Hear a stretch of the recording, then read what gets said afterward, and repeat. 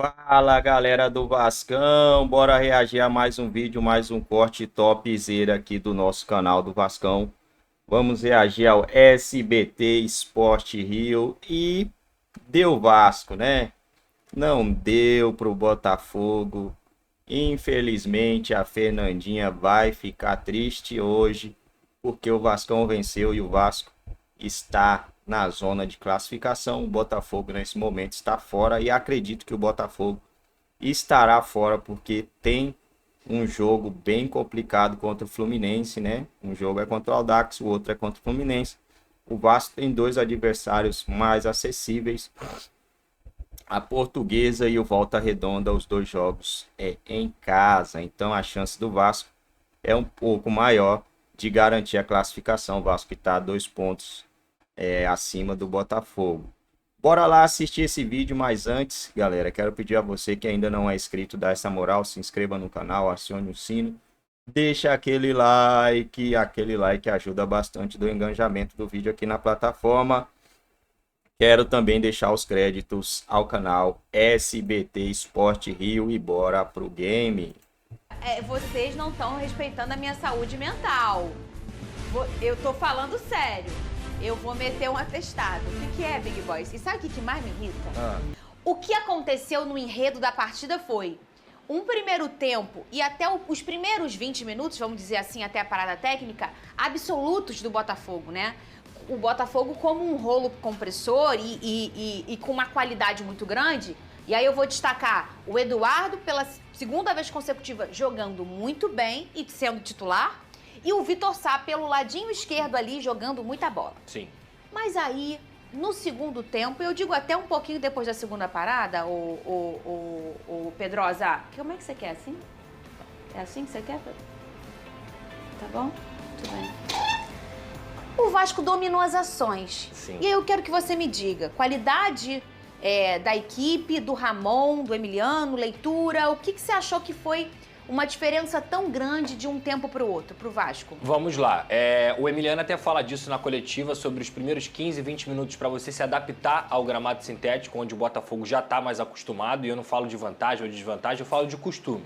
É a mesma coisa que o Botafogo foi jogar em São Januário, o Vasco tem um costume maior em relação ao gramado. E aí o Botafogo realmente foi muito mais perigoso, fez um jogo muito melhor do que o Vasco até os 20 minutos, tanto é que abre o placar numa tabela ali com o Eduardo e Tiquinho. Quem assiste o Botafogo sabe que esse entrosamento é muito grande, é uma jogada manjada que deu muito certo na qualidade do Eduardo. O Vitor Sá foi uma bomba pelo lado esquerdo, o Rojas e o Paulo Henrique não estavam conseguindo segurar esse atleta, um cara muito diferente realmente, que cria muitas jogadas, só que depois o Vasco, mantendo a sua mentalidade, seu equilíbrio, conseguiu também equilibrar a partida. E o primeiro gol do Vasco, a bola passa por 50 segundos de posse do Vasco da Gama. Uma aproximação muito bem feita do meio campo, e aí a bola chega lá no Paulo Henrique, depois o David participa, o Zé Gabriel é muito inteligente em achar o Paê entre linhas, e a gente está falando aqui de um grande craque do futebol brasileiro, que a gente tem o prazer de ver hoje com a camisa do Vasco da Gama, o camisa 10 Dimitri Paê, numa bola perfeita para o Galdames, pisando na área, ele empata a partida. E aí o jogo já estava equilibrado nesse momento. No segundo tempo, o Vasco volta muito melhor do que o Botafogo,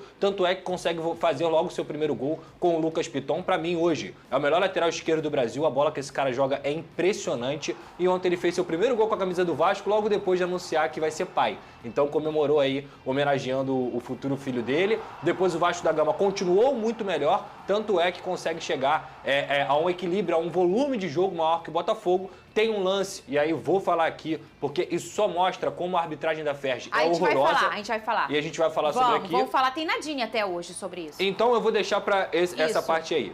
O Vasco continuou vencendo, continuou jogando melhor, chega ao terceiro gol num belíssimo lance ali do próprio Paulo Henrique, consegue tomar a frente e sofre o pênalti. O Verratti faz o terceiro. Depois o Ramon é muito inteligente porque ele coloca o Pumita. O Paulo Henrique cansou muito, correu demais. E o Pumita também entra bem, acha o Verratti. Obviamente contamos com a sorte em relação ali ao lance do Gatito. E o 4-1, depois o Eduardo faz o 4-2, mas já não dava mais tempo. O Vasco foi absoluto no segundo tempo. E para finalizar, para mim o segundo tempo do Vasco foi o melhor tempo que o Vasco jogou em 2024. Ramon Dias e Emiliano Dias fazem um trabalho sensacional. Põe aqui na tela o anterior comentário de acho que era Marcelo o nome dele. Eu interrompi o Pedrosa porque nós vamos falar sobre isso. Sim. Mas ele vai dar a opinião dele também. já vai dizer o que ele acha sobre alguns lances polêmicos, principalmente, o Rafa, o lance do Paulo Henrique, que na minha opinião foi um dos grandes destaques desse jogo. Eu achei que ele jogou muita bola, o lateral do Vasco da Gama, mas deu um carrinho forte do Vitor Sá e muita gente falando que seria um lance para cartão vermelho. A Nadine vai falar sobre isso, na volta a gente vai dar nossa opinião e vocês vão ver também a imagem do lance. Cadê? Fala, Nadine. Boa tarde, Fernanda. Boa tarde a todos. Tivemos um lance polêmico no Clássico Carioca e o Botafogo reclama muito, querendo a expulsão do Paulo Henrique nesse lance onde ele comete a falta no Vitor Sá. O árbitro Wagner Magalhães mostrou apenas o cartão amarelo. Na minha opinião, o lance era para cartão vermelho. Isso é considerado jogo brusco grave. O Paulo Henrique, ele se atira com uso de força excessiva, ele atinge somente a perna do Vitor Sá. Ele assume o risco de poder lesionar o seu adversário ao disputar a bola dessa maneira e se colocar em risco a integridade física do seu adversário. É caracterizado como jogo brusco grave. O árbitro de vídeo não recomendou a revisão, mas na minha opinião o lance é para cartão vermelho. Era um lance que ali na hora do jogo, Rafa, eu tava no estádio, depois vem o Pedrosa. Eu já na hora falei assim, gente, né? Porque foi natural, não foi, o Vitor fez um malabarismo. Não, foi natural porque a entrada foi brusca, Rafa. Isso pra mim, a minha opinião também, isso é um cartão vermelho. Pra você também é? Pra mim também, concordo.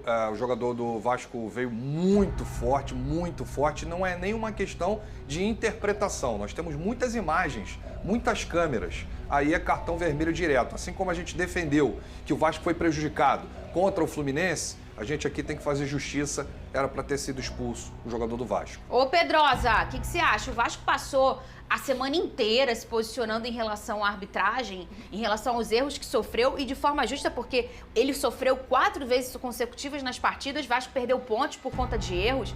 E nesse lance aqui, um pouco depois, o próprio Paulo Henrique sofre o pênalti do Hugo. Então seria um jogador que talvez não estaria por ali se tivesse pedido a revisão do VAR por cartão vermelho, Pedrosa. São 9 jogos do Vasco nesse Campeonato Carioca, em 4 ele foi prejudicado. E contra o Botafogo, o erro foi a favor. Eu falei isso, as pessoas, Pedrosa, você não vai falar nada? Eu vou falar novamente que eu venho falando aqui a semana inteira. A arbitragem da FERJ é horrorosa. Eles teoricamente escolheram o melhor árbitro para apitar um jogo e o melhor árbitro de novo influenciou na partida. Porque o Paulo Henrique, na minha humilde visão, e eu não tô aqui para falar o que a torcida do Vasco quer escutar, tô para falar o que eu entendo de futebol, deveria ter sido expulso, como a Nadine falou, como o Rafa falou, como a Fernanda falou, porque é uma entrada totalmente desproporcional. Eu tava do estádio naquele momento e o Vasco jogando muita bola, sendo infinitamente melhor do que o Botafogo, e o Paulo Henrique faz isso aí totalmente desnecessário. Gosto muito do Paulo Henrique, tá jogando muito, mas essa entrada dele eu falei, vai ser expulso, vai acabar com o jogo do Vasco. E aí quando ele dá o amarelo e o VAR não chama,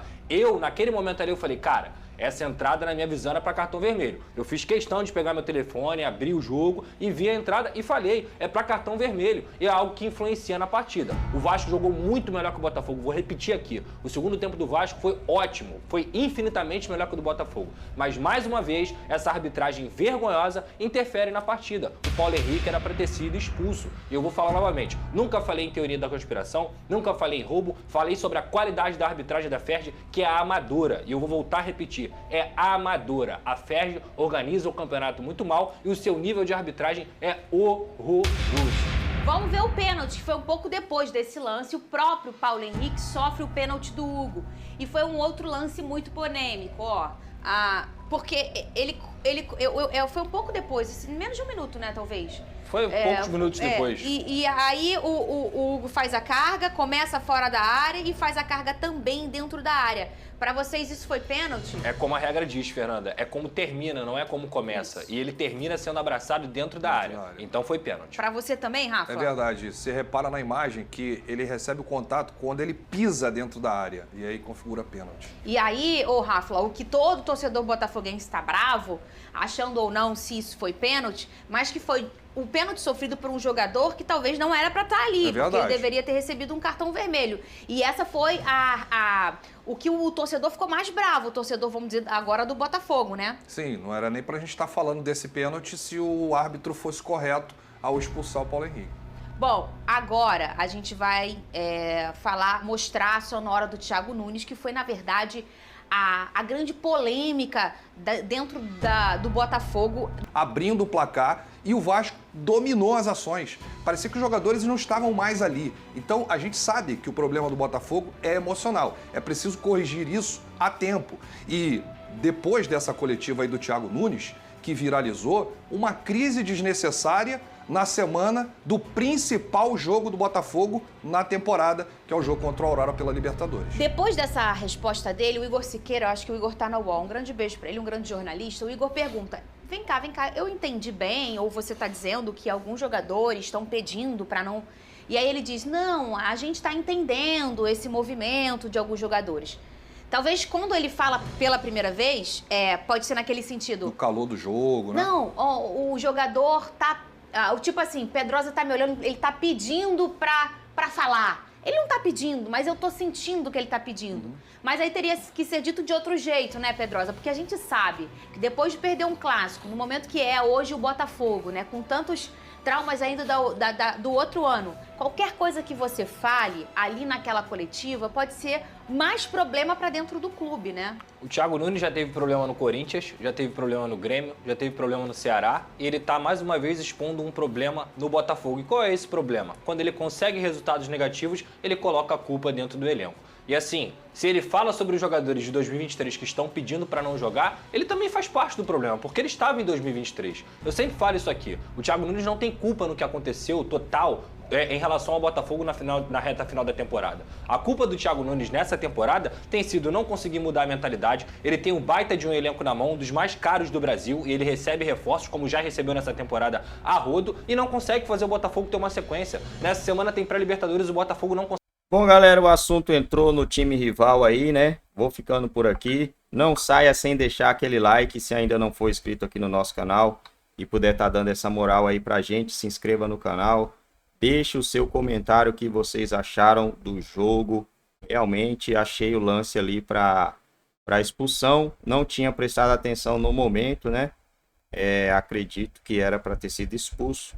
Mas, poderia mudar o rumo da história aí, né? Mas o Vasco vem sendo garfado há muito tempo. E aí a arbitragem acabou ficando com medo, pressionada, com medo de expulsar esse jogador e dar mais polêmica, né? Eu acho que deve ter sido isso daí. Por esse motivo, o VAR não chamou e o juiz também tremeu na base, né? Não, porque é assim, ó.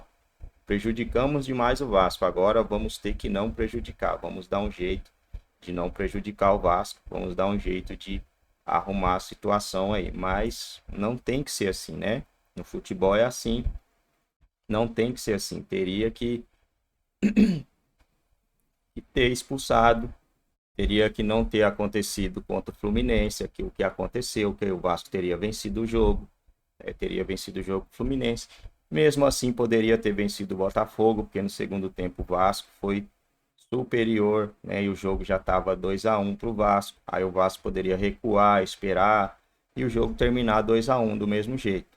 Não pode mais acontecer esse tipo de coisa, nem contra e nem a favor, né? Pelo menos é o que a gente não quer. Estou olhando aqui as estatísticas. O árbitro acabou dando gol contra, né, do goleiro. Mas não é para ser gol contra, né? Isso aqui não é gol contra, gente. A bola bateu na trave e bateu nas costas dele. Não tem nada de gol contra aqui, né? O gol para mim tinha que ser dado ao Verratti. Mas infelizmente deram o gol contra. O Vasco foi um jogo bem parelho mesmo, né? Em posse de bola, em chutes no gol. Chutes no alvo o Vasco teve mais, teve 4 e foi 4 gols do Vasco. O Nova Iguaçu venceu de virada ontem o Audax, né? O Audax que marcou seu primeiro gol e acabou jogando o Vasco para a quarta colocação de novo. A gente já tem ali com 14 pontos o Botafogo e Portuguesa. Portuguesa faz um confronto direto com o Vasco. O próximo jogo do Vasco é contra o Volta Redonda. Volta Redonda que tem 9 pontos, não tem mais nenhuma chance de se classificar. O Volta Redonda ainda pode disputar a Taça Rio, né? Então não vai entregar os pontos para o Vasco, não. Vai tentar a vitória. E o Vasco do outro lado também precisa da vitória para se manter na quarta posição. Infelizmente o Nova Iguaçu acabou vencendo, né? Se o Nova Iguaçu não vence, o Vasco ainda ficaria a 1 ponto do Nova Iguaçu. A derrota do Vasco para o Nova Iguaçu foi algo ali, né, crucial para esse momento do campeonato. Senão o Vasco já estaria praticamente... Se o Nova Iguaçu não vence, tivesse perdido, eu diria que o Vasco estaria classificado, né? Porque aí ele poderia até perder uma dessas partidas aí que ainda assim conseguiria, pelo menos na minha cabeça, conseguiria a classificação. Mas não deu, né, pessoal? Não deu. Não venceu o Nova Iguaçu, agora o Vasco venceu o Botafogo, se tranquiliza mais no campeonato. Fico por aqui, não saia sem deixar o seu like, se ainda não é inscrito, se inscreva no canal. Valeu!